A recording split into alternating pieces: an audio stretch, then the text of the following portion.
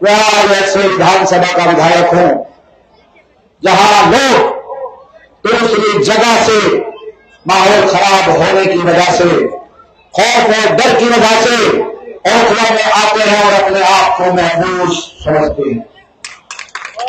है या नहीं है? अब ये देखो, आज मुझे हराने के लिए, भाई फूल मत फेंकिए इस वक्त, आज आप मुझे हराने के लिए क्या आज आशु भाई खैर मकदम है, मुझे हराने के लिए या ओखला को हराने के लिए या बीजेपी को जिताने के लिए हिंदुस्तान की तमाम ताकतें आज मुझे ओखला को और बीजेपी को जिताने में लगी है। राहुल गांधी इस मुल्क के अपोजिशन लीडर हैं,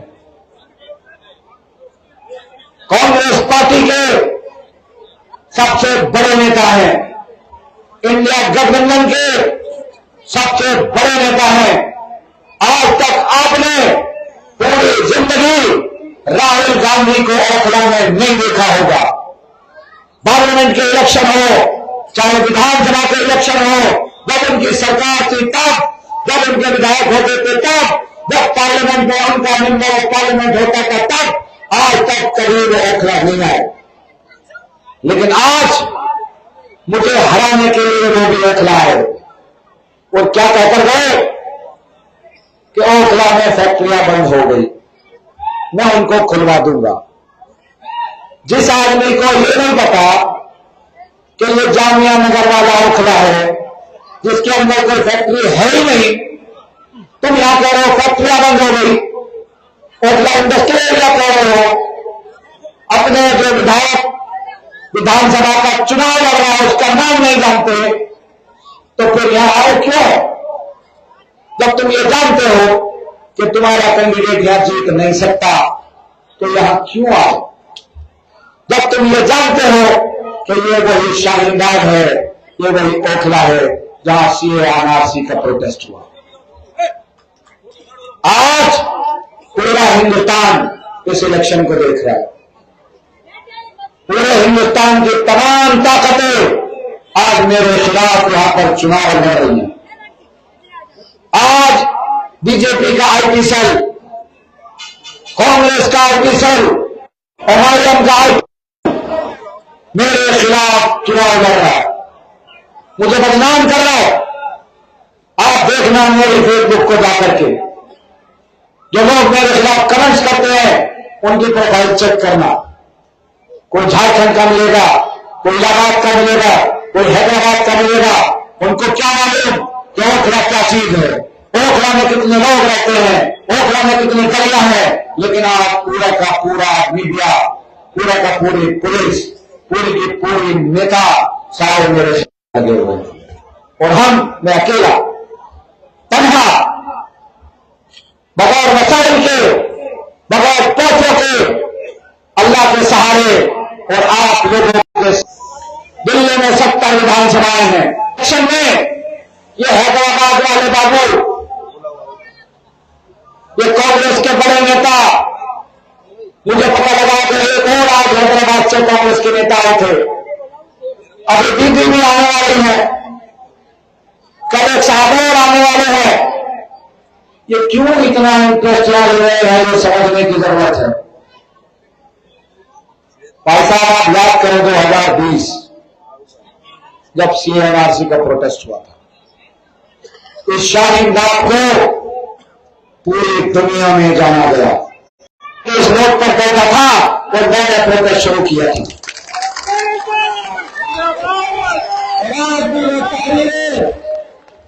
आज भी वहां की तकरीरें मेरी फेसबुक पर, यूट्यूब चैनल पर मौजूद है, जब मैं केंद्र सरकार को ललकार रहा था और वहां बैठा था।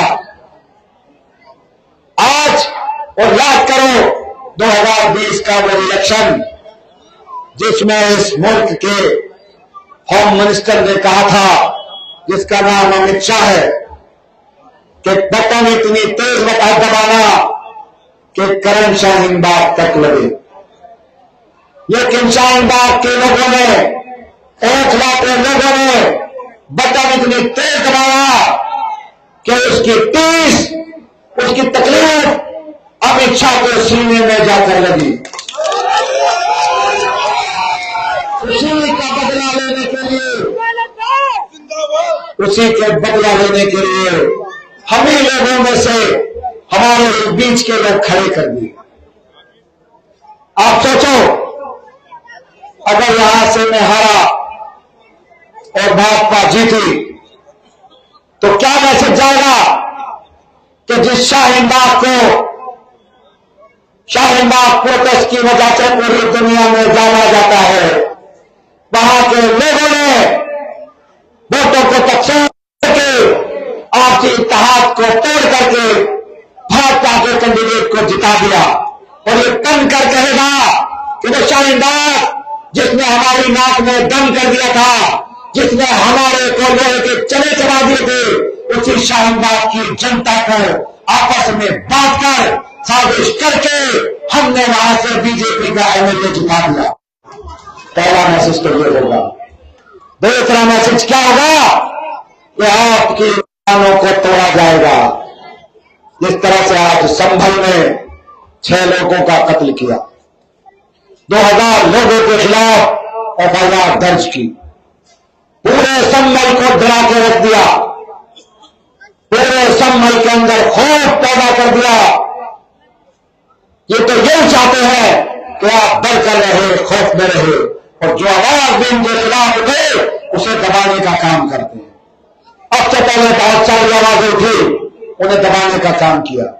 एक आवाज मेरी भी है, मुझे भी ये दबाने की कोशिश कर रहे हैं, और कोई षड्यंत्र ऐसा नहीं जो ये न रच रहे। आप बताओ और क्या है? यही तो बताओ कि आज ये बदला लेना चाहते हैं, शाहीन बाग को तोड़ करके फिर कहेंगे पूरे मुल्क में मैसेज देखें कि देखो हमने ये करके दिखाया। आजम खान जेल के अंदर है, सबसे कद्दावर नेता है। आज भरम फैलाया जा रहा है कि साहब वोट दो, मुझे जिताओ, मैं जेल से छूट जाऊंगा। मैं तो एमएलए हूं, मैं तो जेल जाता ही नहीं। जब मैं एमएलए रहते हुए जेल गया, हमारा मुख्यमंत्री जी मुख्यमंत्री रहते हुए जेल गए, के कविता एमपी रहते हुए जेल गई, आजम खां एमपी रहते हुए उनको सजा हुई,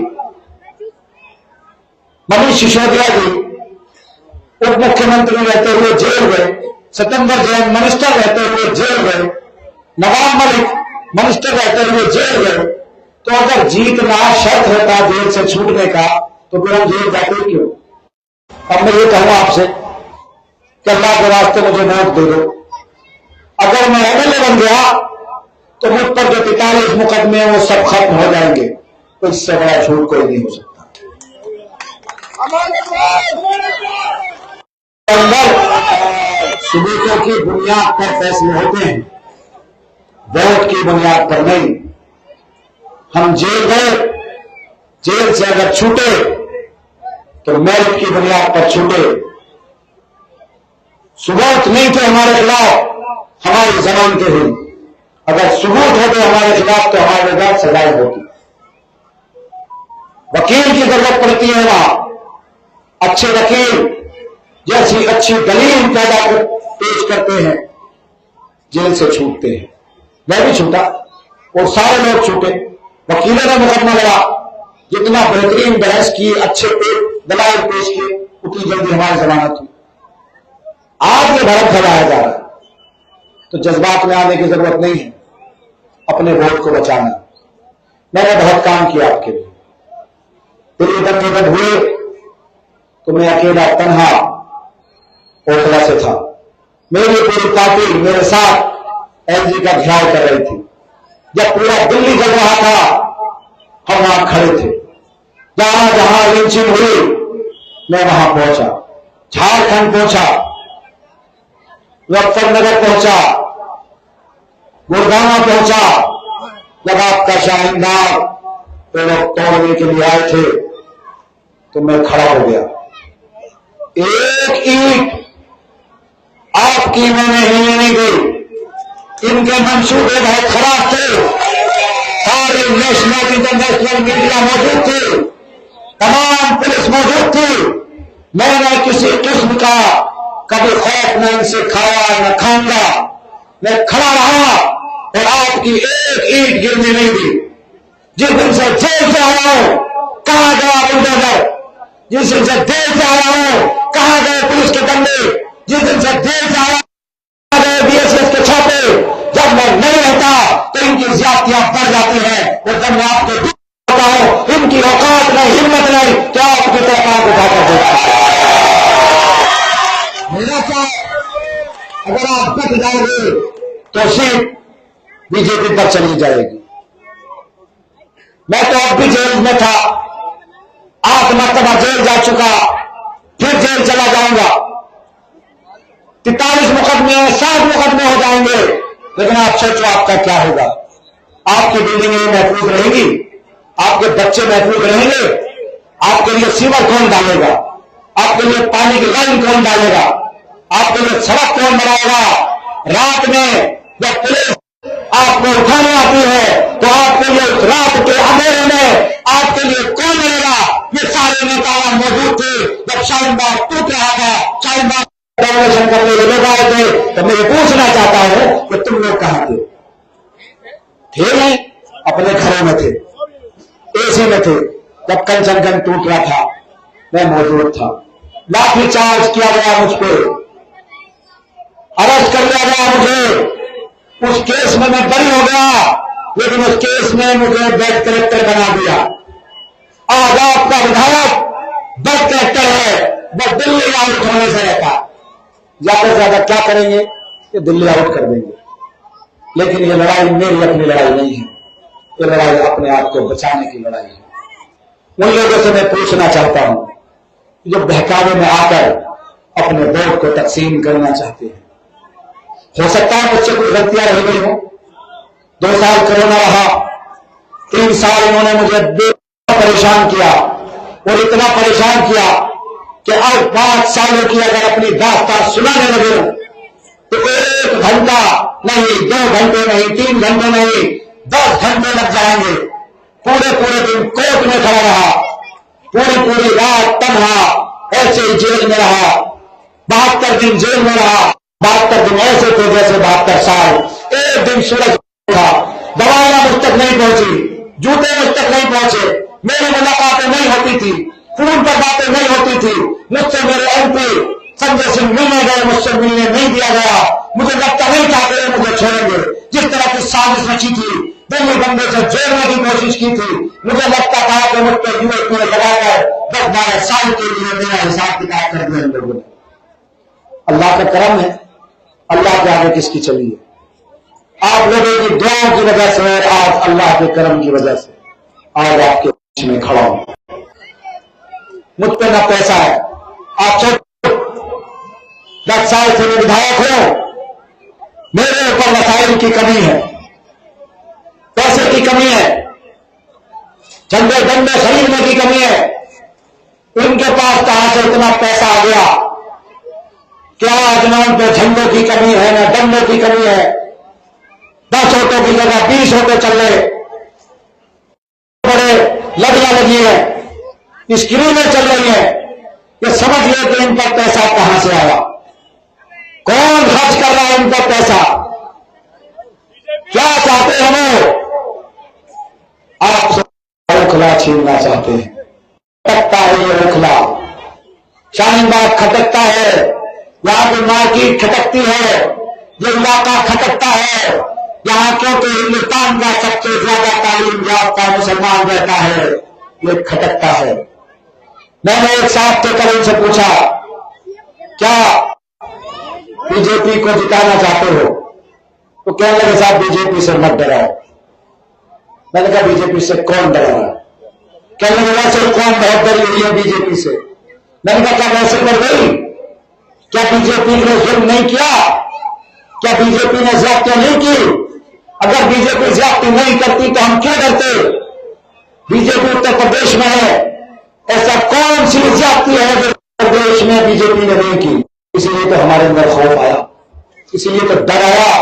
आज हम एहतजाज करते हुए डरते हैं, आज आवाज निकालते हुए डरते हैं, आज बोलते हुए हम डरते हैं। मैंने उनसे कहा कि ये सच नहीं है। कहने लगे हाँ ये तो सच है।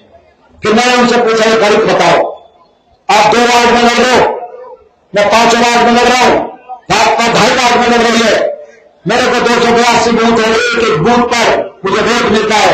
आप बताओ जो इस 2 वार्ड में लड़ेगा के लिए उसे 90,000 वोट चाहिए, आप बताओ कि आपके कैंडिडेट को 90,000 वोट मिल जाएंगे? तो कहने लगे बात शायद आपको ये इतने तो नहीं मिलेंगे। तो मैंने कहा फिर क्यों लड़ाओगे वहां?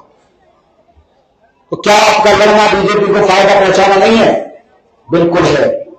आप उन चेहरों को पहचानिए जो इन लोगों को चुनाव में हो सकता है उन पर कोई प्रेशर हो सकता है उन्हें कोई लालच दिया गया हो सकता है कोई उनका मंसूबा हो। उस मंसूबे को समझिए, उनके साथ मत जाइए। जज्बात में आने की जरूरत नहीं है। जेल से छूटने के लिए अच्छे वकील की जरूरत है, वोट की नहीं। आपको तो काम की जरूरत है। मैं सरकार का विधायक हूं तो इतना काम कर पाया। हजारों करोड़ रुपया मैंने इन 10 सालों में लगाए हैं। मैं 2 साल से 2 महीने 5 साल 2 साल कोरोना में गुजरे, 3 साल परेशान रहा, 2 महीने से आया हूं, अभी तक मैंने अपने घर का खाना नहीं खाया। सुबह का निकला हूं, रात में शाम सुबह में 6 बजे मैं आशु खान के घर से गया था 6:30 बजे, फिर 9 बजे निकल गया। आपका साथ है, वसाइल की कमी है। मेरा तो आईटी सेल भी आप हो, मेरे पे ताकत भी आप हो, मेरे पे दुआएं भी आप करते हैं। मैं मुझसे ऐसा कोई ना कोई काम ले लिया होगा जिसकी वजह से अल्लाह ने मेरी मदद की, अल्लाह मुझे राजी हो गया। और जिस इंसान से अल्लाह राजी होता है उस इंसान के लिए अवाम के दिल में मोहब्बत डाल देता है। आज आपकी यह मोहब्बत है जब मेरे लिए खड़े, मैं अपने लिए वोट मांग नहीं रहा, मैं तो आपके अपने बच्चों के लिए वोट मांग रहा हूं, आपके मुस्तकबिल के लिए वोट मांग रहा हूं, आपके रखला के बचाने के लिए वोट मांग रहा हूं। हो सकता है बहुत से लोग मुझसे इत्तेफाक न रखते हो सकता है बहुत से लोगों के काम रह गए हों, लेकिन काम इंशाअल्लाह मैं पूरे कर दूंगा। 6 महीने चाहिए मुझे आपसे, आपका 100% सीवर का काम कंप्लीट कर दूंगा। एक एक गली बना दूंगा, एक एक गली को चमका दूंगा, पानी की लाइन डाली है। इंशाअल्लाह 6 महीने में कोशिश करूंगा कि आपको मीठा पानी दे दूं, आपके लिए तमाम मसाइल हल कर दूंगा। एक अस्पताल जो हमने 326 बेड का बनाया है, उस अस्पताल को आपके लिए चालू करा देंगे इंशाअल्लाह 2 महीने। बस आप अपने वोट को तकसीम मत होने देना। साजिशें होंगी, ये भी हो सकता है कि इलेक्शन से 1 दिन पहले, इलेक्शन के दिन मुझे गिरफ्तार कर ले, मुझे डिटेन कर ले, मुझे नजरबंद कर दे, क्योंकि हर किस्म की बेईमानी इस इलेक्शन में करेंगे, हर किस्म की साजिश करेंगे, बेपनाह पैसा खर्च करेंगे, आपको नजर बना के रखनी है हर उस जगह जहां ये वोट खरीदने की कोशिश करेंगे। मैं उधर भी लड़ रहा हूं, इधर भी लड़ रहा हूं। मनीष को इंशाअल्लाह 40,000 से ज्यादा वोट मिलेंगे। मैं आपसे कह रहा हूं, देख लेना, वहां मैं लड़ रहा हूं, बीजेपी को वहीं से हरा कर आएंगे। यहां से तो 1,00,000 वोट से ज्यादा मुझे इंशाअल्लाह मिलेगा। आप चुनो, 1,00,000 वोट जनता है। आप लोग कितने समझदार हो। मैं एक बात बताता हूं आपको, मैंने तकरीबन 300 मीटिंग की, इंडोर मीटिंग। मीटिंग किसे कहते हैं कि मोहल्ले के लोग इकट्ठा होते हैं और सपोर्ट का ऐलान करते हैं, अपनी शिकायत रखते हैं, शिकायत खत्म करते हैं, सपोर्ट करते हैं। मैंने 300 से ज्यादा मीटिंग की, खुलकर चुनाव लड़ रहा हूं, मीडिया पर डालता हूं कि आज यहां मीटिंग है, आज यहां मीटिंग है, आज यहां मीटिंग है। एक भी मीटिंग कैंसिल नहीं हुई। वक्त नहीं दे पा रहा हूं, इतनी ज्यादा मीटिंग आप लोग कराना चाहते हैं। इन दोनों दलों की जो यहां लड़ रहे, कोई अगर एक मीटिंग दिखा दे जो जनता ने अपने आप, अपने घर में, अपनी पार्टी में बुलाकर की है, तो मैं उसे इनाम दूंगा। ये तो सड़क पे लड़ रहे, जनता इनके साथ है ही नहीं। आप लोग तो सरकार के साथ जाते हो, किसकी सरकार उसका विधायक, और जिसकी सरकार नहीं होती अगर उसका विधायक बन जाता है तो क्या कहता है, फंड नहीं है, फंड नहीं है, फंड नहीं है। एक पार्षद आपने चुन दी, मैंने कहा था कि हमारी एमसीडी में सरकार आ रही है, हमारा पार्षद चुन लो। आप लोग उस वक्त में थोड़े से कम वोट से हम हार गए, लेकिन आप देखो जब भी आप उसके पास जाते हो तो क्या कहती है, मेरा काम नहीं है। आप कहोगे गली बना दो, मेरे पास फंड नहीं है, सरकार फंड नहीं देती, तो आप क्या करोगे? आप आकर जब आप पार्षद रह करके आप फंड की कमी है, आप सरकार को कोसते हो, तो सरकार के दिल्ली में हमारी आ रही है, फिर आपको आवाम यहाँ वोट क्यों दे? एक सीट पर आप बैठ रहे हो, 106 सफाई कर्मचारी है, आज तक आप सफाई नहीं करा सकते, तो यहाँ की गलियां कौन से ढंग से बनाओगे? मैंने आज तक किसी भी आदमी से ये नहीं कहा कि फंड नहीं है, फंड की कोई कमी नहीं है। ओखला को 100 नहीं, 200 नहीं, 1000 करोड़, 2000 करोड़ अगर अरविंद केजरीवाल जी को जरूरत होगी देने की तो वो देंगे, और उन्होंने आज तक, मैं उनका तहे दिल से शुक्रगुजार हूं, मुख्यमंत्री जी खासकर। मैं जब मुसीबत में था तो मेरे सगे भाई की तरह से उन्होंने मेरी मदद की। जो मेरा सगा भाई मेरी मां से पैदा, मेरे खून से पैदा, जो वो मेरी मदद करता, उससे कहीं ज्यादा मेरे मुख्यमंत्री ने मेरी मदद की। और जब जब जितना जितना पैसा मैंने मांगा, कभी मेरे मुख्यमंत्री ने मना नहीं किया, कहा कि तू बता कितना पैसा तुझे चाहिए मैं दूंगा। अब मैंने सब टेंडर कर रखे, एक एक गली का टेंडर है। बस आपसे कह रहा हूं, अपने वोट को बदलने मत देना, एक एक वोट डालना। और इन बातों के साथ मैं अपनी बात को खत्म करता हूं, एक ऐलान करता हूं, मुझ पे पैसे नहीं है भैया, मांग लेना, किसी को उधार अगर नहीं है। पेट्रोल डलवाकर नौजवान बुजुर्ग अपने बच्चों के साथ, एक दिन नौजवान खुद अपने दोस्तों के साथ, बुजुर्ग अपने बच्चों के साथ पीछे बैठ करके आ जाना। 12 बजे शुरू करेंगे, और एक और सुन लो, मेरा तो आईटी सेल भी आती है, आप सब फेसबुक इस्तेमाल करते हो, अपनी फेसबुक पर आज से लिखो कि हम अमानतुल्लाह के साथ हैं, हमारा वोट अमानतुल्लाह के साथ है। बताओ कितने लोग लिखेंगे? बताओ कितने लोग लिखेंगे? और सुनो, ये हैदराबाद वाला आईटी सेल, भाजपा का आईटी सेल मेरे पेज पर आकर के कमेंट्स करता है। आप अमानतुल्लाह खान पेज पर जाकर के रोजाना चेक करो, कमेंट्स करो कि हम अमानतुल्लाह के साथ हैं। उन लोगों का मुंह तोड़ जवाब दो और उनको वापस भेजो। काबिल साहब, राशिद खान साहब,